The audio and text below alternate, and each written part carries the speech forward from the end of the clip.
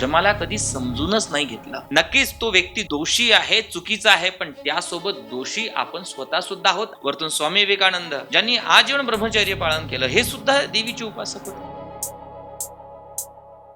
नमस्कार, जय श्री कृष्णा, श्री मात्रे नमः. आज संपूर्ण प्रसार माध्यम वेगवेगळ्या मीडियाच्या वरती आपण एक गोष्ट बघतो आहोत. एक तथाकथित व्यक्ती, स्वयंघोषित व्यक्ती आपल्या स्वतःची कामनापूर्तीसाठी, स्वतःच्या शरीर भोगासाठी त्या व्यक्तीने अनेक लोकांना वेठीस धरलं, अनेक महिलांचं शोषण केलं. या मुद्द्याला धरून अनेक लोक तंत्रशास्त्र, अघोरशास्त्र याच्यावरती टीका टिप्पणी करतात. पण खरं सत्य तुम्हाला माहिती आहे का? तो जो काही प्रसंग आपल्या समोर येतो आहे, हा प्रसंग त्या व्यक्तीची असलेली विकृती आहे. त्याच्याने आज समाज इथपर्यंत आपल्याला अशी उदाहरणं समोर दिसत आहे. पण ह्या उदाहरणाला अधोरेखित करून अनेक लोक तंत्र, अघोर क्रिया, वेगवेगळ्या क्रियांची नावं देत आहेत. पण जेव्हा तुम्ही सत्य, धर्म आणि शास्त्राचा अभ्यास करता तेव्हा कळतं की आपला जो सनातन धर्मामधला एक पंथ, एक संप्रदाय, त्यातील एक अविभाज्य भाग म्हणजे अघोर संप्रदाय आहे. अघोर संप्रदायांची सुरुवात भगवान शिवांपासून झाली आणि ह्या जीवमुक्त अवस्थेपासून जीवनमुक्त अवस्था आपल्याला प्राप्त व्हावी यासाठी दक्षिणेकडे मुख असलेल्या अघोर मुखातून माता पार्वतीला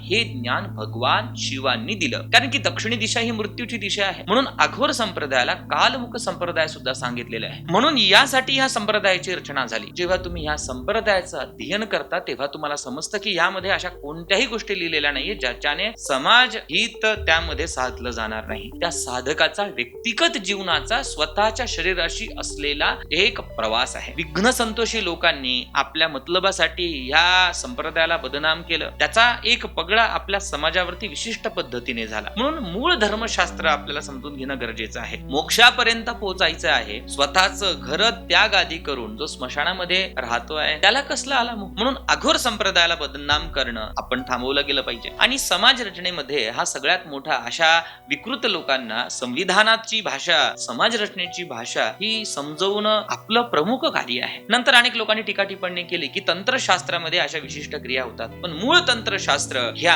अशा गोष्टीला जास्त हायलाइट करत नाही. जर कधी शाक्त परंपरेचं जर तुम्ही नाव घेणार तर शाक्त परंपरा ही अत्यंत उज्ज्वल आणि पराक्रमी आहे. महाराणा प्रताप, छत्रपती शिवाजी महाराज, छत्रपती संभाजी महाराज का यांनी शक्तीची आराधना नाही केली, जगदंबेची आराधना नाही केली का? ते चारित्र्य संपन्न नव्हते. म्हणून ह्या असल्या थेरड्या लोकांचा आणि शाक्त संप्रदायाचा काही एक संबंध नाही. त्यांनाच त्या सगळ्या शाक्त क्रियेतला किंवा त्याचा तंत्र क्रियेतला भाग मानून आपण ह्या शास्त्राला बदनाम करणं हे थांबवलं गेलं पाहिजे. वरतून स्वामी विवेकानंद ज्यांनी आजीवन ब्रह्मचर्य पालन केलं, हे सुद्धा देवीचे उपासक होते. तर ही जी धारणा तुम्हाला जेव्हा कळेल की मूळ शास्त्र हे असं आहे, विकृती लोकांसाठी हे शास्त्र नाहीये. आपल्याला असं वाटतं की त्या लोकांनी फसवणूक केली, पण कुठेतरी आपली देखील चूक आहे. आज जेव्हा समाज माध्यमामध्ये काम करत असताना, समाजामध्ये काम करत असताना ह्या फेजेस मधून आम्हाला सुद्धा जावं लागतं. अनेक लोक ह्याच भ्रांतीत आहे की समोरचा व्यक्ती काहीतरी सांगेल, काहीतरी करेल आणि माझं कल्याण होईल. ही सगळ्यात मोठी आपण स्वतःची केलेली फसवणूक आहे. ज्ञानेश्वरी आहे, आपल्या समोर गीता आहे, आपल्या समोर महाभारतासारखे अमर असे ग्रंथ आहे, छत्रपतींचा इतिहास आपल्या समोर आहे. मग अशा भोंदूगिरींना आपण बळी का पडतो आहोत? नक्कीच तो व्यक्ती दोषी आहे, चुकीचा आहे, पण त्यासोबत दोषी आपण स्वतः सुद्धा आहोत. आपण